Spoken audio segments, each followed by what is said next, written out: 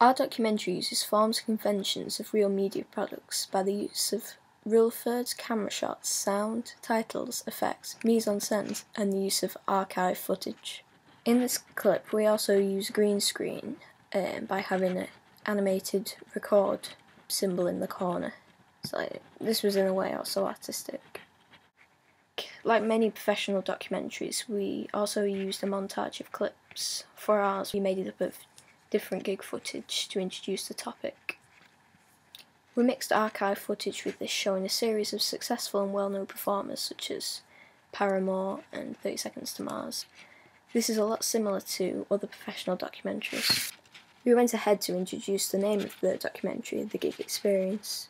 This is also similar to real media products. Here we stick to the conventions by having a graphic appear in the interviewer's name, in this case Danny Gruff. Here we started to add the narration, so giving the documentary more structure and giving it a sense of professionalism. We then inserted relevant B-roll to keep the audience entertained, to give it also as well a more professional feel and look about our documentary. We developed the conventions by having a continuous sound bed throughout the footage and interviews. During Dion Roy's interview, we challenged the rule-of-thirds notion because we wanted to draw attention to the aspect of music, and by having him in the centre stage. However, the mise-en-scène in this interview follows the conventions extremely well by having the stage in the background along with the props and the lighting. To make our documentary more interesting, we used close-ups, extreme close-ups of musical instruments, of performers' faces to get the expression and emotion on their faces as they perform to a live crowd. We keep to the conventions of a real documentary by the idea of rule-of-thirds in Tyler's interview.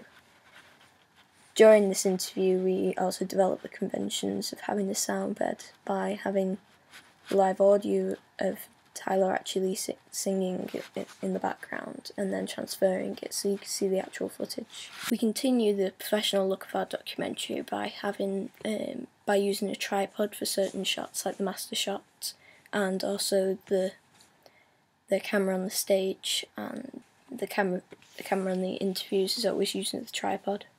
We included B-roll footage of someone buying tickets from Ticketmaster because it's one of the aspects of our documentary. It's to do with the process of the general public buying a ticket, going to the actual concert. And also we used medium close-up shots for Alex Clare's interview. We also use a series of effects in our documentary just to make it look more professional, because the footage looks a lot smoother and more dynamic in areas. We developed the conventions of professional media products by having ambient sound when we was doing a vox pop. However, we felt this would fit more in the theme of our documentary.